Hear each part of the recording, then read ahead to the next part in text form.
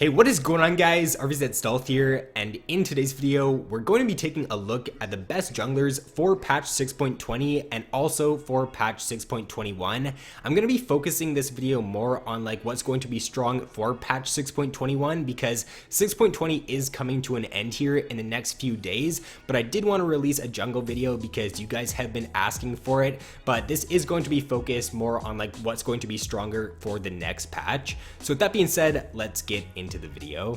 So first up here at the number 5 spot is going to be Nidalee. Now there's a reason why Nidalee does have pretty much 100% picker ban rate at Worlds, and that's because if you can play her early game effectively and you know what you're doing on Nidalee for the first 10 to 15 minutes, then you can take over a game and you can just snowball it super hard. She is getting a few nerfs in patch 6.21, but honestly, I don't think those are going to affect her too much at all. She's still going to be a very strong early game jungler, and if you can play her correctly and you're like a Nidalee main or you've played her a lot, then you can still take over games and you can solo carry with this champion. She does also have a very good like mid game. If you do get ahead with Nidalee in the early game, then you can easily just look to group with your team, siege down towers. What you want to try to do is like go into the fog of war as Nidalee and poke with your spear. If you can chunk the enemies down to like half HP with one spear and just continuously keep throwing them, you're going to be able to take those towers down really fast. Also be sure to put your E like on your AD carry, or if you do have like a Jace in the top lane, just put it on your AD champion when you are taking towers so that you can end up taking them faster. Her jungle clears are also really strong once she does get her runic echoes. It's just absolutely insane how fast she does clear the jungle. Now when should you not pick Nidalee? Look to pick her if your team is lacking that AP damage. Also pick her against a weaker early game jungler and try to take advantage of that. Try to either invade on them or just look to make a presence in the early game so that they become pretty useless. Pick her only if you're practiced on her though. If you haven't played a whole lot of Nidalee, then definitely try her out in normal games, get used to her a little bit, and then pull her out in ranked. I would recommend you try to avoid Soraka or Sona, mainly Soraka because Soraka can just easily heal up your poke damage, and also if you do try to jump in your Cougar form with Nidalee, Soraka can just lay down the silence and then you won't be able to use your abilities and burst down the champion you're jumping on. Next up is going to be Olaf. So Olaf right now is one of the strongest early game jungle champions. He's kind of like a stronger version of Hecarim right now in my opinion.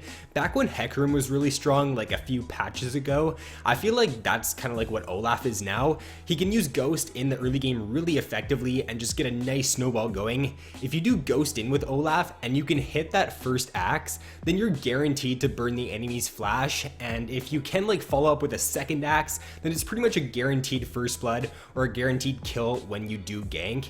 He can make the enemy AD carry and mid laner completely useless in team fights as well. When you are playing AD carry against an Olaf, you just have to basically deal with him in every single team fight and you can't do anything else, because if the Olaf's running at you and he's throwing axes at you, then you can't look to auto attack anybody else in those team fights. So if you do get ahead with him in the early game, then you've pretty much won the game as long as the enemy AD carry doesn't get like super fed to the point where they can just like duel you. He also does have that really good sticking power with his Q. He's got really strong clear speeds as well. You really don't fall too low in the jungle as Olaf either, because your W does give you some really nice lifesteal. And he can also lane gank with the Ghost, so never be afraid to do that with Olaf, especially when you are level 6. You can go in with your Ghost and your ultimate up, and as long as you can hit your Q, then your gank should be pretty successful. Now when should you not pick Olaf? Look to pick him if the enemy team does have a lot of crowd control. That's a great choice, or that's a great time to pick Olaf, because your ultimate will just allow you to avoid that CC and get onto the back line. Also look to pick him if you are lacking that backline access in a team fight, because he does a great job at just getting through like the tank line and just getting to the AD carry. I wouldn't pick him though if your team like really lacks that like hard engage, because come late game, Olaf's engage is very predictable. You just like basically run at the back line, and if the enemy AD carry does have max items, then they are going to be able to kill you pretty quickly. So if you are lacking like a nice engage tool or like some nice pick potential, then I wouldn't pick him in that situation. Next up is going to be Skarner. So I was actually really surprised to see Skarner played at Worlds. He's always been like a very strong solo queue champion for quite a long time now, at least the past like 10 patches. I think he's been on my list for jungle, maybe not that long, but he's definitely been a very strong pick in the jungle for quite some time now. He's great at all stages of the game. You can, like, a lot of people don't think Skarner's early game is very strong, but you can gank pretty effectively with him in the early game. If you can hit your E, then you're guaranteed to burn the enemy's flash. Your level 6 ganks are also really good with your ultimate, and then late game Skarner is a monster. If you end up fighting Skarner like in his shrines in the late game, he's gonna win that pretty much every single time. His W is gonna be on a very short cooldown as well, so he's gonna get that shield up, he's gonna have that movement speed pretty much all the time, and he's just gonna be so hard to kill. He's also great against dive champions and dive comps that are being played right now, so if the enemy team does lock someone like a Kha'Zix, I really like to play Skarner against the Kha'Zix, because if he tries to dive in on your AD carry, you just ult him. If he doesn't have a QSS, then he's just gonna die immediately. He's also got very good sticking power with his E and his ultimate. He does a lot of damage with only building the Trinity Force too, so that's another reason to why Skarner is so strong. You can go full tank after that Triforce and you can still deal so much damage. Now when should you not pick Skarner? Try to avoid like heavy disengage, so someone like a Janna or a Gragas, or someone that's just gonna like knock you out in a team fight, maybe a Lee Sin as well, then I would try to avoid those because it is going to be a little bit harder for you to get onto that back line. Also, look to pick him if you are lacking like a tank champion. Skarner is one of the best like bruiser tank junglers that you can play right now. And also, if your team is lacking like a scaling champion, then Skarner is one of the best scaling junglers. I think he's got maybe the 3rd or 4th best win rate for any jungler if the game does go to like the 40-minute point. So he's a great late game jungle champion. Taking the number 2 spot here is going to be Vi. So with Zac getting some nerfs in patch 6.21, Vi is going to become like the new really strong engaged jungler. I feel like those nerfs to Zac are really gonna hurt him quite a bit, and it's gonna be very easy for you to dodge Zac's E now. If you guys don't know the changes that Zac's getting, he's getting this indicator on his E, so whenever he's charging it up and when he's like using it, the enemies will be able to see where you're going to be landing, so it's gonna be a lot easier to dodge, a lot easier to flash out of, and Vi is like the next best like hard engaged jungler that you can play, so I think she's going to be really strong for this coming patch. She's got that great engage with her Q and her ultimate, which can cover a very long distance. When you are ganking as Vi and you're like, if you're level 3, if you can hit your Q, then you're guaranteed a flash, and then at level 6, if you hit your Q, even if the enemies flash it, or if they do try to flash away, you've got your ultimate, so as long as your teammate does follow up, then you should have a pretty free kill wherever you do gank at level 6. She does have some pretty versatile build paths as well. You can go Bruiser Vi if you do need more of a tanky jungle champion, or if your team is lacking tank. If you do want some damage and your team is lacking that damage, or you just want to play like more of an assassin Vi, then you can go for like warrior into Trinity Force and Youmuu's. I've seen some Vi players do that when they get a lead in the early game and they just end up solo carrying super hard. She's really good at isolating that fed carry in a team fight. Her ultimate is just such an easy ability to use, and if you use it on the enemy AD carry in every team fight, then they're really not going to be able to do anything. As long as your team does follow up, then you should be able to pick out that squishy target pretty much every single time. And she's also great like in this immobile meta right now. We're seeing like a lot of Syndra being played in the mid lane right now. We're seeing a lot of Misfortune and Jinx for AD carry. So if those immobile champions are getting locked, then pick Vi and just wreck them with your heart.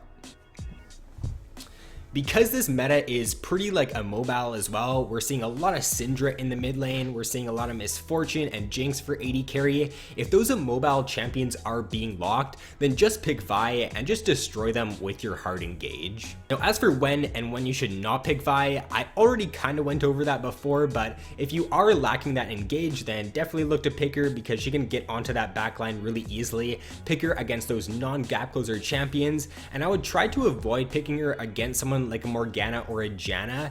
Those disengaged champions can do pretty well against Vi. Morgana can black shield whoever you're trying to ult or whoever you're trying to use your Q on, and Janna can just use her ultimate to knock you out of a fight.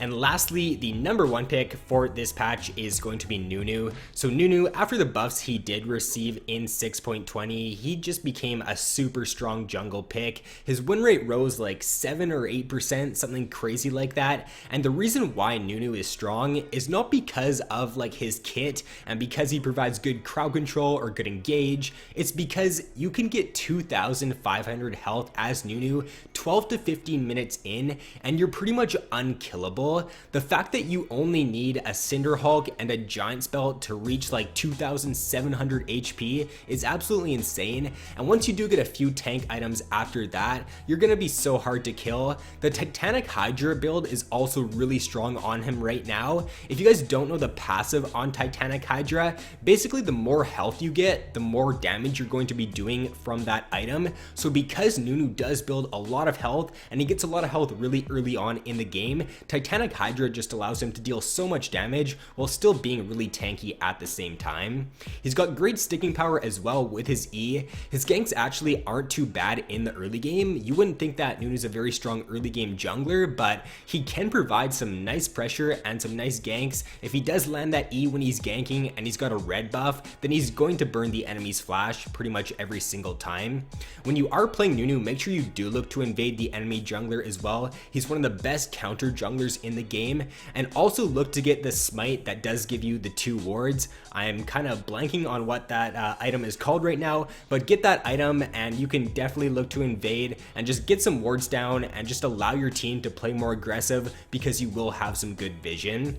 He's got great objective control because of his Q. Whenever you are taking Dragon or Baron as Nunu, then look to go for a Q smite combo. Try to use them at the same time and you should be guaranteed to get that objective. If you are like in a smite fight, then you should win it pretty much every single time. Now, as for when and when you should not pick Nunu, he's a great pick in most situations. If he's not banned, then I would definitely look to pick him. But if your team is really lacking that engage and that ability to get onto the back line, then I would pick Vi in that situation instead of Nunu. And the honorable mentions for this patch are going to be Graves, Eve, Kha'Zix, Zac, Hecarim, and Amumu. So the 2 champions I want to talk about this patch are going to be Zac and Graves. Both of these champions are falling from the top 5 for this patch, and the main reason to why are because they are getting nerfed in patch 6.21. Zac is getting hit pretty hard. I think he's maybe getting hit a little bit harder than Graves is. He is now getting that indicator on his E, so it's going to be relatively easy for you to dodge his E or for you to just flash out of it now, because you will know 100% if you are going to get hit by it. Now, as for Graves, he is getting a nerf to his E to where he's not going to be gaining as much armor now when he does auto attack, so he isn't going to be as tanky come like the mid to late game, and he's going to be a lot easier to burst down and a lot easier to kill. If he does like dash in and look for a burst combo, then you can just turn on him and like burst him down right away. So that is going to be all for this video, guys. If you did enjoy, then please be sure to leave a like, subscribe if you guys have not already. So thanks for watching, have an awesome day, and I will see you in my next video.